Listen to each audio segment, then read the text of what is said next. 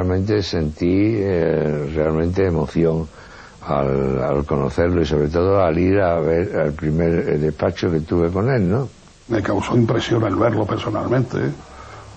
Le digo, era un tío de una mirada penetrante, fijo, seco, muy seco. Bueno, Franco, todos sabíamos quién era, pero yo no tuve contacto con él hasta que él me llamó para ser ministro. Fue andando con toda su escolta y con todo aquel gentío, con la Guardia Mora, con toda aquella parafernalia que le hacían a la figura del jefe de Estado. Y aquí en esta esquina se reunía muchísima gente, y cuando pasaba Franco, todo el mundo, Franco, Franco, Franco.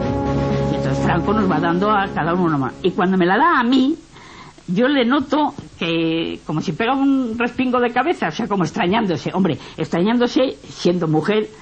Y luego me contó Fernando de Causa y dice, me ha preguntado que si eras hija de Jaume. Y claro, por supuesto le he dicho que sí. A mí me recibe Franco porque soy director de un periódico, porque solicito naturalmente pues la audiencia, y naturalmente este hombre me recibe a las 3 menos 10 de la tarde. Estuvo conmigo mucho tiempo, y Franco estaba absolutamente normal. Él me cogió a mí para que jugara con él al mus. Y el pobre era un verdadero desastre. Jugaba muy mal. Y decía, ¿Órdago a mí? Y yo, acongojado totalmente, me salió un hilito de voz, sí, mi general. Nos metimos en la habitación de Franco porque siempre había bombones. Y entonces un día de que pasamos ahí a coger bombones nos dimos cuenta que doña Carmen estaba en la cama. Y la verdad es que me temblaban las piernas, me temblaba todo el cuerpo, porque yo tenía un concepto de la figura de Franco que para mí, pues entonces, lógicamente, era el ser supremo, ¿no?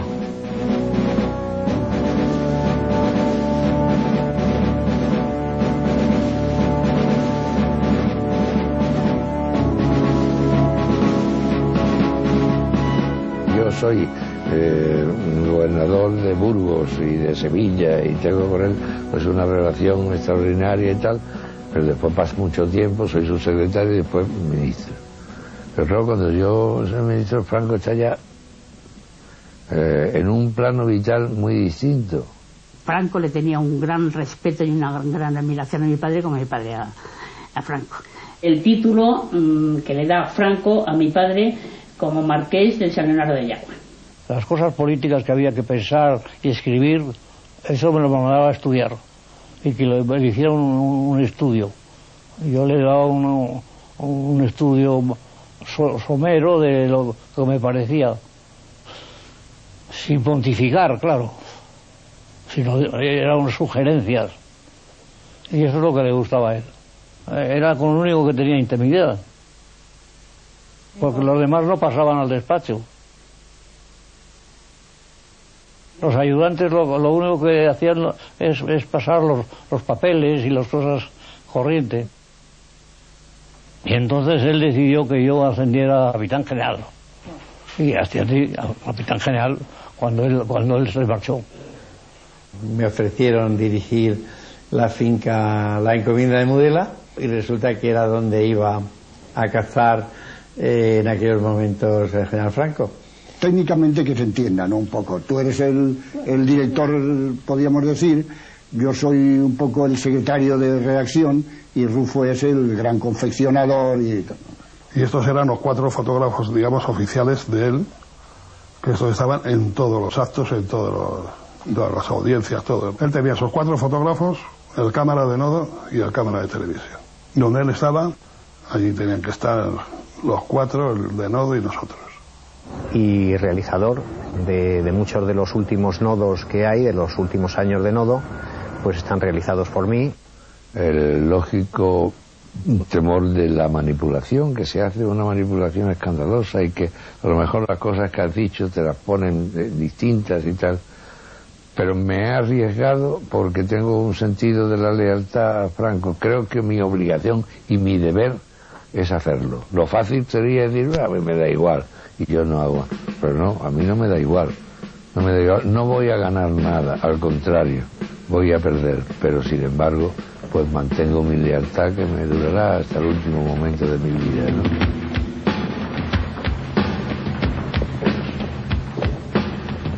¿Quién era Franco? Pues Franco era un hombre, a mi juicio, nada autoritario, nada dogmático, nada absorbente y desde luego nada totalitario. Era un hombre que mandaba en silencio. Mandaba en silencio, no era una broma. Era un dictador no al uso, porque el uso era... los dictadores en cada época han sido de manera distinta, no eran lo mismo en Roma, que fue el que inventó la palabra y la institución, que en el siglo XIX, pero es evidente que cada uno de los grandes hombres, usted recuerda que ninguno estuvo tanto tiempo en el poder como él, ninguno. Era un hombre más pequeño de lo que parecía, me sorprendió porque era pequeño. Mantenía siempre la cabeza muy erguida, su voz era débil, su mirada escrutadora y penetrante. Te miraba una mirada profunda, eso sí, la mirada de él era como te quisiera clavar aquí y te miraba así fijo. Franco era una persona que te observaba mucho, hablaba poco, y entonces no sabías cómo a veces dirigirte a él. Debía ser parco, Franco debía ser parco a la hora de escribir. Él era muy hermético, le gustaba mucho la intimidad. Era un hombre muy listo y cogía a la vida lo que creía que tenía derecho. En todo, en las cosas oficiales y en las no oficiales. En el día de San Francisco de Asís celebra el generalísimo su fiesta onomástica y en unión de su esposa presencia el brillante desfile celebrado en su honor. Es una imagen distante, una imagen de padre, de alguien que está en la cúspide de un estado paternalista y en el que todos sus ciudadanos, podemos decir, son de alguna manera súbditos de esa España imperial que pretendía el gobierno de Franco. Pues el papel del jefe del Estado era un papel distante, un papel, podemos decir de alguna manera, como si fuera un dios oculto. Dictador jamás, eso lo puedo jurar. Él era sencillo, apacible y sobrio, porque Franco fundamentalmente era un militar que después pasa a realizar una función política.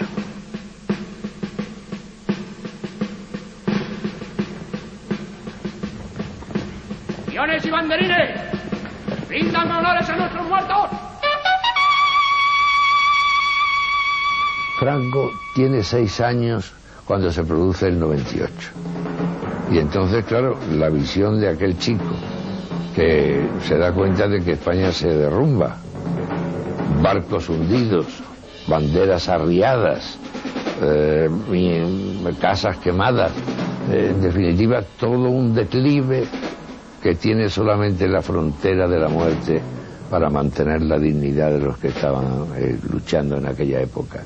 Eso produce en Franco pues un efecto muy fuerte, y ese es el origen de su vocación militar. Una vocación militar que desarrolla desde muy pequeño hasta llegar a ser el general pues más joven de Europa, ¿no? Él era un hombre que fue amigo y protegido de Alfonso XIII. Era el generalito que le llamaba Alfonso XIII, le había encomendado Marruecos, tal, no sé qué. Y en el ejército pues cumple con dignidad 2 medallas militares individuales, luchar junto a Millán Astray como cofundador de la Legión, y tiene realmente pues una historia militar realmente brillante, ¿no?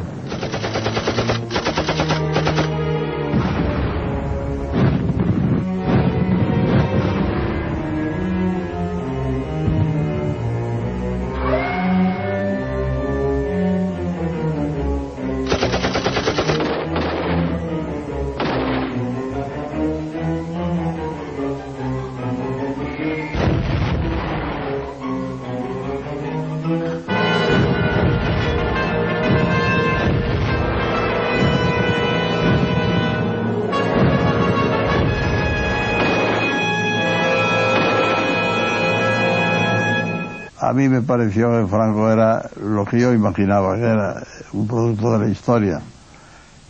La historia de España desde las Cortes de Cádiz es un desastre permanente porque no había una decisión clara de acometer todas las necesidades de la transformación económico-social que suponía el pasar de un sistema de monarquía absoluta a un sistema de democracia representativa, y al final siempre terminaba en golpes militares, en pronunciamientos. La semilla de nuestro patriotismo regada con la sangre de tantas mártires hará fecunda la cosecha, de la cual las mejores espigas las hemos de depositar en el altar augusto de la patria. Ante el mapa de guerra, de operaciones, con un lápiz apuntando un punto determinado, sentado en el despacho, que se ponía sentado y estaba así con... Digo, no, por favor, sin mirarme a mí, mirando a lo que escribe.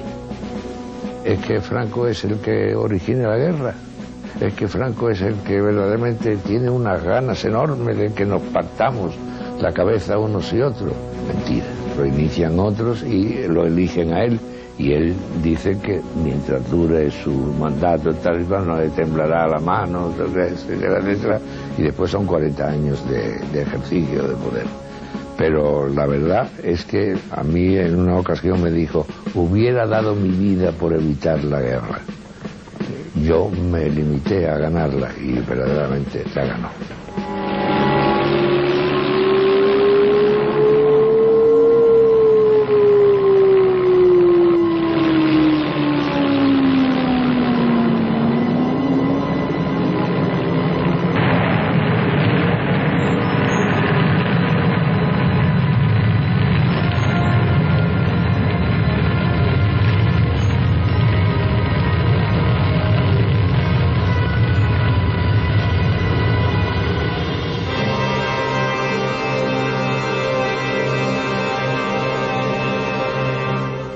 Hubo efectivamente represalias de los dos lados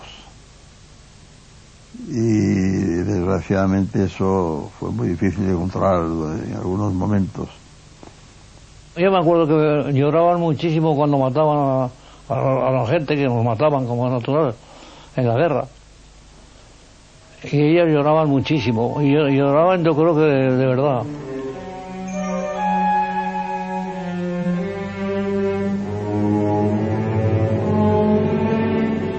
Civil es una guerra civil, es algo terrible. En ella, como dijo Tomás Hobbes, que le tocó vivir una de las primeras de Europa, homo homini lupus, el hombre se vuelve lobo para el hombre.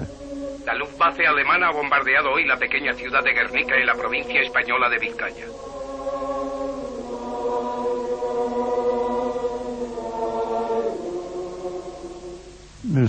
La justicia no es de este mundo, y como es natural, Franco tuvo muchos enemigos, entre otras razones porque hubo una guerra civil y él derrotó a muchos españoles que estaban del otro lado. Cautivo y desarmado el ejército rojo, han alcanzado las tropas nacionales sus últimos objetivos militares. La guerra ha terminado.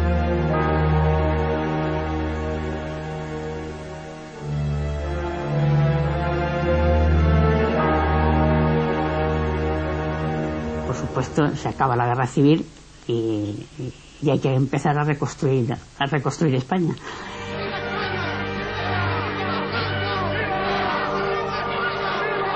Que hubo cosas malas, malísimas. Repito, dictador, totalmente de acuerdo. En que el que no pensara como él, pues lo pasó muy mal, totalmente de acuerdo. Dicen, en Franco, porque siempre es Franco, ¿no? Fusiló a 120.000 personas, tamames. Franco fusiló a 90.000, fulano. Franco a 60.000, mengano. Es una cosa increíble. Nadie va a las fuentes a enterarse. Ese Franco firmando sentencias de muerte y tal, no es cierto, no es verdadero. Él estructura un Estado, crea, pues en fin, unas formas de representación y unas instituciones. Y esas instituciones son las que funcionan en tribunales militares después de la guerra y tal. La Gestapo detiene en Francia al presidente de la Generalitat, Lluís Companys, y lo entrega a las autoridades españolas. En Consejo de Guerra, el tribunal le acusa de adhesión a la rebelión militar. En consecuencia, es fusilado la madrugada del 15 de octubre. La libertad y la dignidad dels homes y del pueblo. Todas son entregadas a Franco por los nazis.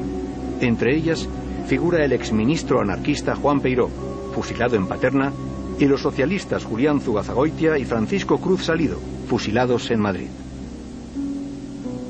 Solo la muerte salva a Azaña de seguir un destino similar. Antes que Lequerica y sus hombres puedan secuestrarlo en Montauban, el que había sido presidente de la República entra en coma y muere solo y desvalido. Pero que él personalmente dijera a este lo fusilo, a este, eso es absolutamente incierto. Franco era incapaz, además, de hacerlo. Mi padre le dijo a Franco un montón de veces y muchas cosas no me gustan. La persona que está en la cárcel por razones políticas, pues no es justo, eso lo dice. Y que hay que perdonar porque tan españoles son los de la zona roja como los de la zona nacional. Hay un ejemplo muy claro y además escandaloso, el tema del Valle de los Caídos, que si murieron cientos de personas allí, que si los trabajadores tenían un trato realmente de campo de concentración, etcétera, etcétera. En el Valle de los Caídos hubo 14 muertos, solo. Murieron 8. 8 personas de accidente que lógicamente tuvo que producirse allí.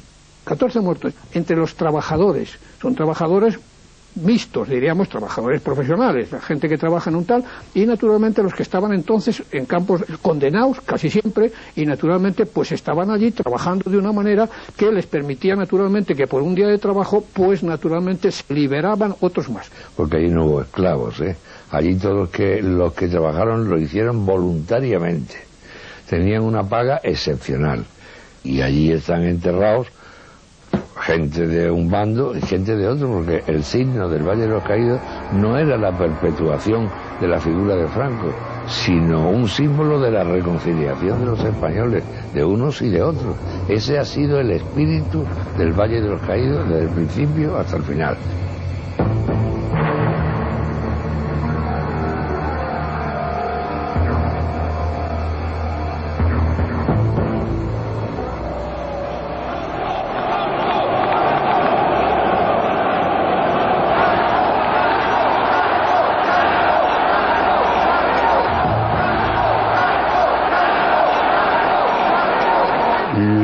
Exaltados del régimen lo utilizaban con banderas y himnos y tal y cual, eso es distinto, pero que la esencia del Valle de los Caídos es una esencia reconciliadora, eso no cabe la menor duda, ¿no?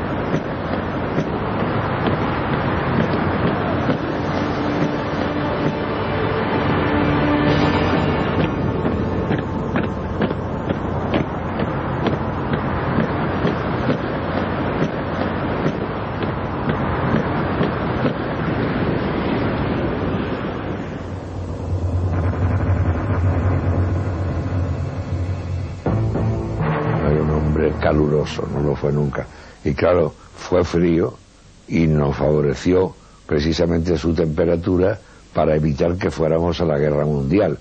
Pues naturalmente la entrevista famosa de Hendaya, y hay más argumentos de cómo Franco se resiste a las presiones incluso de Hitler, que tiene como curiosidad y amenaza desplegadas ahí en los Pirineos, pues no sé cuántas divisiones, por supuesto, y está amenazando de alguna manera a Franco y a España en aquel tiempo.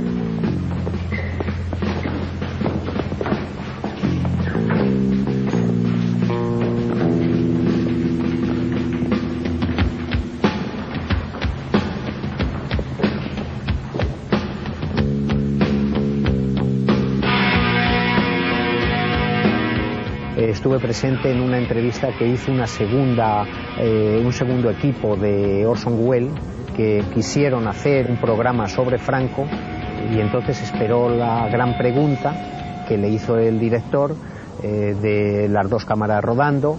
Excelencia, ¿qué pensó usted cuando tuvo la entrevista en Hendaya con Hitler? Y él hizo una pausa, se quitó las gafas y mirando a la cámara, sin gesto casi, dijo: entonces, como siempre, solo me preocupé de España y de los españoles. Hizo una larga pausa, las cámaras siguieron rodando y el director de esa segunda unidad miraba a Sánchez Bella, le hizo un gesto como diciendo que diga algo más, y Sánchez Bella se volvió a Franco, dijo: Excelencia, ¿quiere añadir algo más? Franco se encogió de hombro y dijo: no. Se levantó y se fue. Allí se quedaron las gafas sobre la mesa, el cámara grabó unos planos de recurso y supongo que no sirvió para nada. Nunca se le discutió, siempre ha sido una persona indiscutible, porque muchos le empujaban a poco menos que a guerras con algunos países. El secretario general de Falange Española Tradicionalista y del CON, camarada Arrese, es invitado durante su estancia en Berlín por el jefe superior del mando, Ilgenfeld, y es recibido con todos los honores la capital del Reich.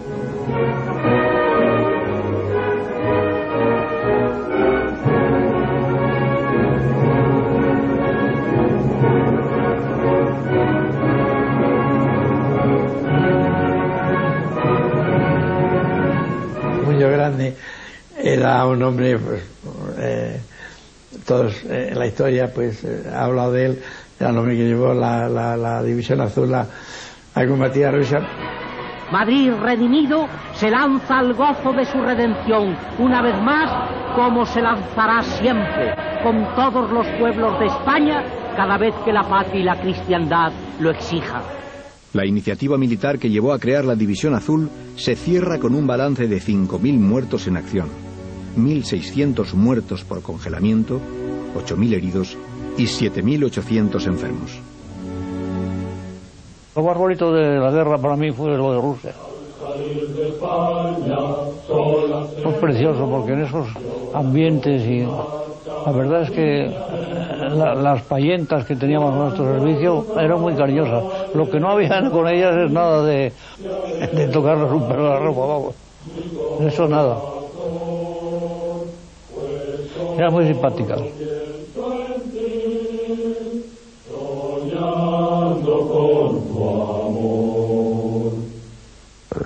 Especulaba pues quién iba a ganar la guerra, qué tal y cual.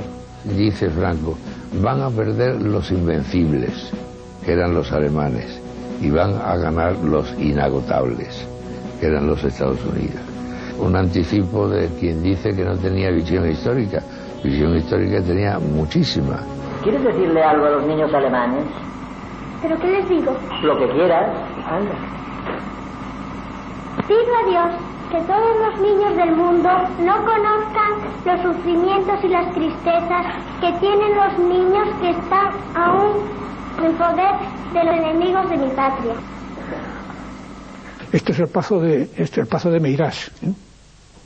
El título era 4.000 niños austriacos fueron acogidos por España después de la Guerra Mundial. 3 niñas, Ingrid, Helen y Marta, vinieron con la familia del Generalísimo. La duquesa de Franco la recuerda con afecto.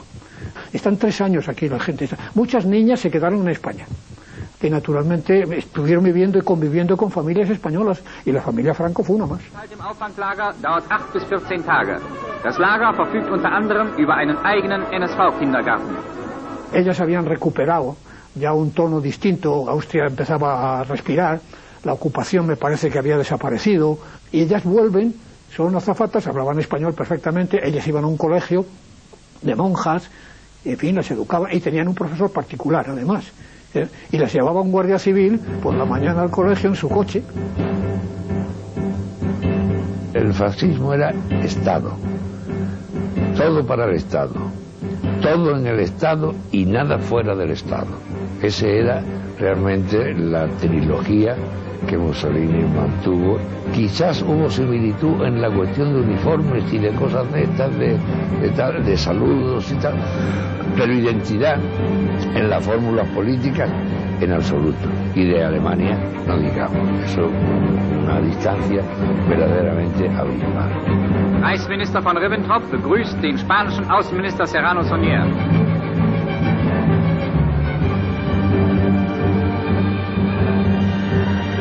Estuve 12 meses y me dieron un acceso por vetos de guerra también, otro más. Tuve 5. Teníamos este cañón y 2 ametralladoras como esta, que una era trazadora, otra era perforante, otra era de hacer signo, y esta era blindada. Son 1, 2, 3, 4 y 5. Granada, todo lo incendiaba. Entre las llamas, yo disparaba. Sombras verdes. Que tiene la Cruz de Guerra alemana. Sí, tengo varias cruces. Sí, pero la principal es esa. He tenido muchísima suerte.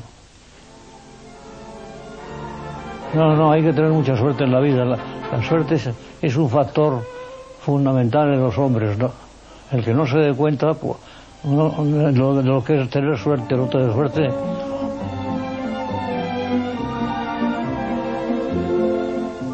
Piensa que en esta corte francesa eres más que gitana princesa, Violeta de España,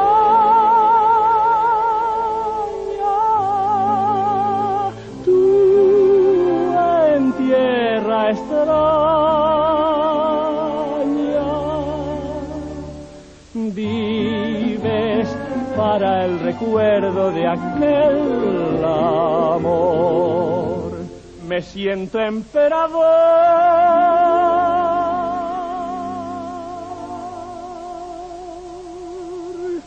Era un cielo de primavera cuando me dijo la violetera: cómpreme usted mis violetas, que son las primeras. Van a traerle la suerte, su suerte es mi flor. Sigues dando sentido a mi amor.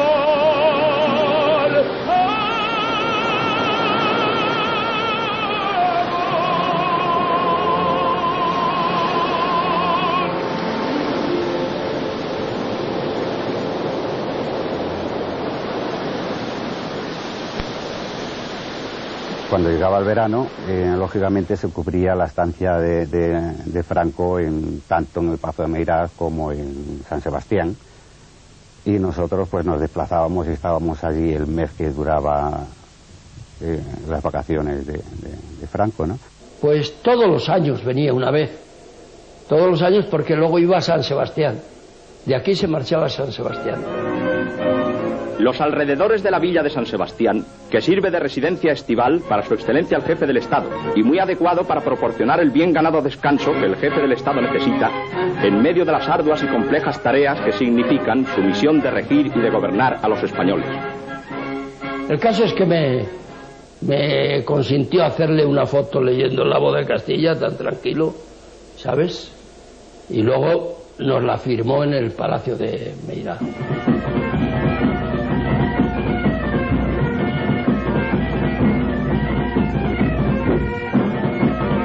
Y cuando venía Franco al Pazo, pues íbamos a esperarlo.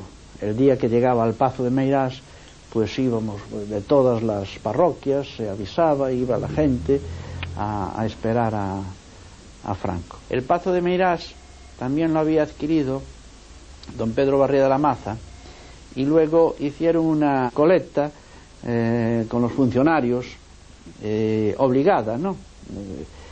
Que era voluntario, pero no era voluntario. O sea, habían ordenado, al parecer, que los funcionarios participaran en la adquisición del Pazo de Meirás. Y le descontaban de la nómina, a cada funcionario le descontaban pues una cantidad para la adquisición del Pazo de Meirás. Si él hubiera recibido algún donativo de una zona donde él veraneaba, pues era perfectamente normal, y era un pazo que había sido y que contribuyó a salvarlo de la Condesa de Pardo Bazán. El generalísimo se traslada algunas mañanas a este lugar desde su residencia del Pazo de Meirás para disfrutar unas horas de intimidad en compañía de los niños que juegan felices sobre la arena. Yo recuerdo que venían a la playa desde el Pazo de Meirás, venían unos camiones, y a veces venía con ellos, recuerdo, el comandante Moscardó, era hijo del general Moscardó, que se llamaba, yo creo que se llamaba Carmelo Moscardó. Venía con los moros aquellos que venían a la playa, que nos daban cierto recelo a los niños, ¿no? Traían aquellos pantalones tan holgados, que les llamábamos potras. Decían, esos traen la potra y meten a los niños ahí dentro, ¿no? La verdad es que todo aquello nos fascinaba a los niños, ¿no? En esta sosegada intimidad le rodea el cariño de sus nietos, como le acompaña y escolta el afecto y la gratitud del pueblo español, que ve en él al más fiel mantenedor de la paz y del orden de la patria, salvada de sus enemigos en la guerra y engrandecida y próspera en los venturosos días de nuestra paz. Digo, ¿me permitirían hacerle un reportaje de las niñas jugando aquí por el estanque, por los columpios y tal? Y dice, pues, llámame luego, dentro de una hora me llamas y ya te lo digo. Seguro que lo consultó con la señora y dijo que sí, que podía hacerlo. Y con la asistenta que estaba al lado, pues nos ayudaba y la sentaba en el columpio. Siempre había alguien allí con ellos, siempre. Solos, yo nunca había visto solo a Franco, siempre estaba rodeado de no sé si serían amigos. Generalmente nos convidaba a merendar al Pazo. Eso cuando vivía el generalísimo, claro. Entonces cuando estábamos en Galicia estaba muy bien. Y fuimos a San Sebastián con él. Cuando se iba a San Sebastián en verano también íbamos con él. Simpática. ¿Quién? ¿La generalísima? La gente. Ah, la gente sí. Y dice una señora, oh, se va a aburrir usted mucho. Y Franco hace así, la mira y dice, señora, yo no me he aburrido jamás. Y aquello se cortó, ¿no? O sea, cuando íbamos solos en el coche, que era muchas veces, pues me hablaba de cosas, y a mí me gustaba mucho el ayudarle, porque él tenía también problemas, tenía también problemas íntimos. Se distanció hasta de su hermano, que había enviado de Bahora a Lisboa, y luego, vamos, lo fue apartando. Villaverde tampoco pudo. Claro, es lógico. Bueno, con la familia, con algunas personas que se metían donde no debían. El doctor Martínez Bordiú se dispone a operar a una niña de 4 años que padece estrechez valvular.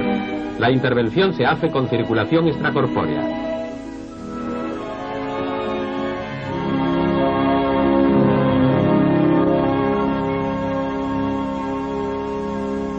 Hay mucho meticón. Y eso para él era un crimen, vamos. Sin ser celoso, él se daba cuenta de que era suya y de los suyos, y que no. Así como hay gente que en este momento le impone a los demás su vida personal y que la presencia y que la juzgue, él no. Él sabía que tenía una vida personal ejemplar, evidentemente, y una familia perfectamente ordenada en la forma más tradicional. Él nos hablaba con el padre. El padre vivía en la calle Fuencarral, donde está el Cine Bilbao. Ahí vivía el padre. Pero él le sentenció no ver al padre nunca, porque el padre, por lo visto, dio malos tratos a la madre. Él, sin embargo, quería a la madre con locura. Y por lo visto lo del padre era que se llevaba al mal el matrimonio, se separaron porque él pegaba a la madre o no sé qué tal. Y entonces él le juró que no le vería, vamos, ni muerto. Y se cuidaba de él, o sea, procuraba que no tenía donde vivía el padre, tenía un guardia en la puerta y que le tuvieran atendido, que no le faltara de nada, pero no iba nunca a verlo. Cuando estuvo ya muy grave, cuando murió el padre, creo que fue un día, ¿sabes? A los nietos les veíamos, sobre todo cuando íbamos a hacer este tipo de cosas de audiencias grandes, que pasaban por donde estábamos y pasaban con frecuencia. No sé si fue a Francis también cuando le regalaron una moto, que estuvimos haciendo un reportaje, la primera moto que le regalaban. Estábamos en el despacho del jefe de prensa y pasó doña Carmen con dos nietos y allí se quedó a hablar con nosotros. Como nos iba, que si al margen de cubrir esta actividad nosotros hacíamos alguna otra cosa, y bueno, se interesó un poco por nuestra actividad, ¿no? Le interesaba, claro, porque estaba muy enamorada de su marido y le preocupaba todo lo que le preocupara a él, pero a ella no le importaba demasiado la política. Yo elevo mis oraciones al Todopoderoso porque la gran obra y la inquietud común de nuestros esposos en defensa de los valores hispánicos del espíritu y de la justicia social. Dama de España, Manola, labios color de amapola, tiene tu gracia española, el señorío mejor, dama de... La fui a visitar al Pazo, al palacio ese que tienen allí en la Ciudad Vieja, y me contaba que a ella siempre le había gustado esa casa y que bueno, que ahora era de ella naturalmente, pero que antes de ser de ella, pues cuando paseaba por allí, porque Franco estuviera de capitán general en La Coruña, ¿no? Estuviera en Capitanía, y Capitanía está allí muy próximo a la casa esta de Cornide, y ella le decía que le gustaba aquella casa y que le gustaba aquella casa, pero Franco le decía, pero nosotros no la podemos comprar. Sigue la ronda cantando, aires de España volando, y en tu balcón esperando, dama de España. En el Palacio de Cornide hay obras del maestro Mateo, en piedra, o sea que hay cosas valiosísimas, hay esculturas y todo eso, muchos escudos. Tiene tu gracia española. Y pasado el tiempo, esa casa se la regaló don Pedro Barría de la Maza, y entonces ya doña Carmen debía de estar, ya la mujer pues no con toda la lucidez, ya era muy mayor y tenía ya poca memoria, porque me dice, esta casa se la regaló a Paco, este señor que tan rico de La Coruña, y don Pedro Barría de la Maza. Ella recibía de vez en cuando estaba en algún sitio, algún homenaje, etcétera, pero no creo que detrás de eso hubiese nada que tenga que ver con enriquecimiento propiamente dicho. Ahora que tenemos una colección de collares.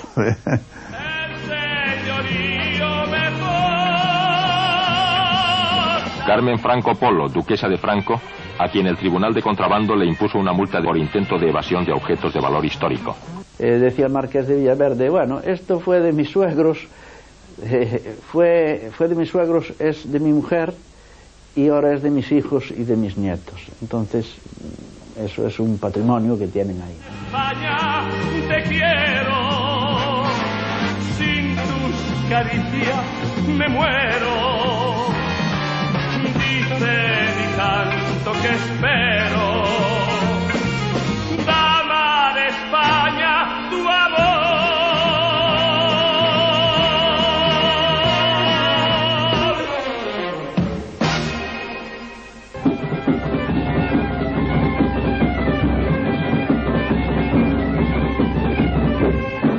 Dicen de ella que desde su adolescencia le ha gustado volar libre y sin ataduras. La vida desde pequeña siempre ha sido una permanente fiesta en la que ella ha sido la reina.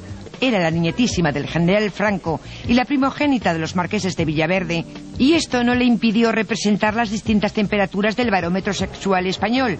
Carmen es, por lo que se ve, una mujer de rompe y rasga, adornada por el estilo y por la estética que da en París y Milán. Pero mucho lío tenemos, ya lo creo. El que se haya casado lo sabrá. Arantxa y Claudio se reencontraron el año pasado en La Coruña. Flechazo fulminante.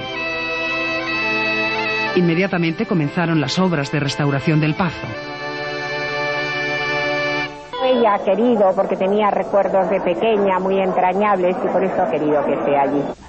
Está la duquesa de Franco, y vienen los hijos y vienen los nietos, vienen todos los años y pasan a ir ver.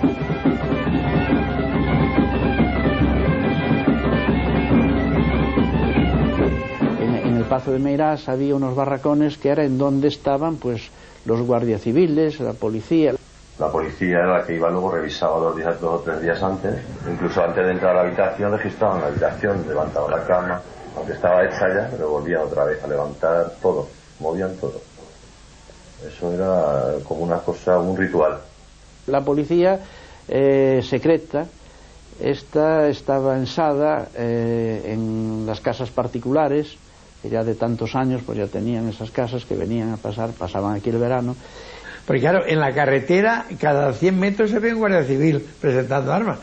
Y cuando veía aquel follón, una vez muy grande, me dice, oye, dice, ya ahora que estamos todos juntos, ¿por qué no vamos y tomamos Gibraltar? Dentro de lo que era el recinto del castillo, ahí cada 2 metros había un guardia, pero las 24 horas, viendo quién entraba, quién salía, quién era este, quién era el otro, y luego hacían los pases para entrar a lo que era la zona ya del castillo. Nos daban una credencial para entrar, si no, no podías entrar. He ido a Madrid a hacer fotos a Franco y no dejarnos entrar. Cuando él pues lo creía oportuno, pues nosotros nos acercábamos, pero antes, pues lógicamente habías tenido unas directrices y unas recomendaciones para que no pudieras acercarte más de lo que debieras, ¿no? Y los de la boina empujándote, venga para atrás, venga para atrás, venga para atrás. Estábamos como de aquí a la cámara, 2-3 metros de ellos. Y llegó un momento que ya es que no me podía ni mover ni para atrás, ni para un lado, ni para ningún lado. Yo no podía moverme de la gente que había. Y venga para atrás, y le digo yo, pero no ve usted que no puedo. No me dejó terminar la palabra. Me hizo un guas. Me dio un hostiazo aquí que me dejó sonando el oído 24 horas. Pero no dijo ni palabra, ¿no? Las cosas eran así. Es decir, se consideraba pues que eso era lo normal. Es decir, una mirada de un ministro, una mirada de tal, pues suponía temor para mucha gente. No era el decir, tal, no ha pasado nada, tal. Iba bajo palio. Nosotros llevábamos unos flashes para dar la luz, unas cajas que eran grandes y pesaban una barbaridad. Y el compañero mío tuvo la mala suerte de tropezar y caer justo delante de Franco. Había un escaloncito así, pegué un tropezón en el escalón, y todo lo largo que soy me fui y me caí al suelo delante del atravesado. Pues no se inmutó, pasó por encima de mí, hizo así y siguió para arriba. Y el Fernando Fuerte de Villavicencio, ¿cómo un Dios? Pero joder, usted está tonto, ¿qué va a hecho? Se levantó como un rayo, se levantó y cogió aquello, que luego ya no servía para nada porque se le debió romper. Y dice, venga, de pie que baja su excelencia. Y allí de pie, otra vez. Estas rodillas se me iban hinchando por momentos así. Claro, es que todo es muy distinto a vivir en democracia. Vivir en una dictadura suponía también un corsé. Tenías que ir perfectamente trajeado, con un traje azul marino, con camisa blanca, con una corbata roja, a juego.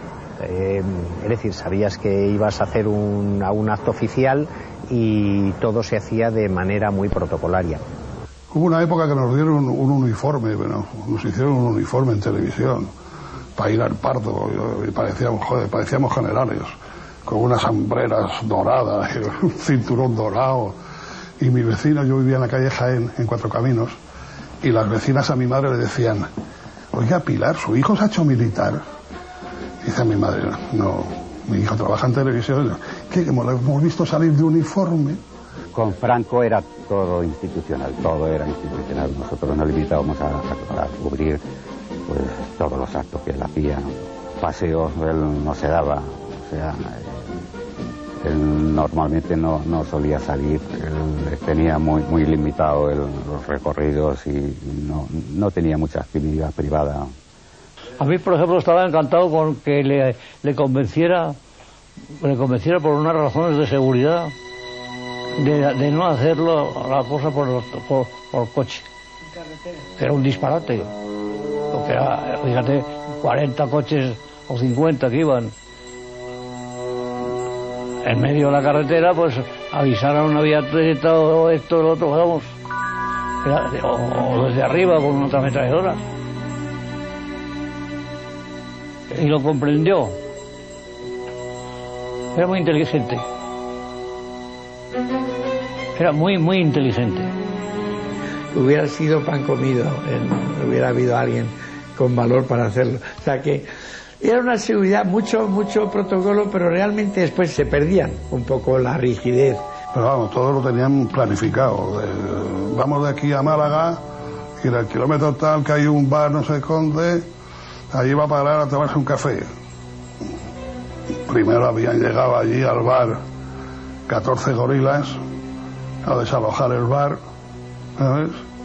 Para cuando él llegara, entraban, tomaban su café y se iba. Franco viajaba casi siempre en un Rolls y delante iban dos coches, iba el Rolls y luego detrás otro coche más cerrado y luego ya los últimos venían unos coches abiertos, les llamaban rubias, y en esos coches venían los requetés con aquellas amplias boinas rojas, y si hacía falta pues ponían las sirenas para que se apartaran.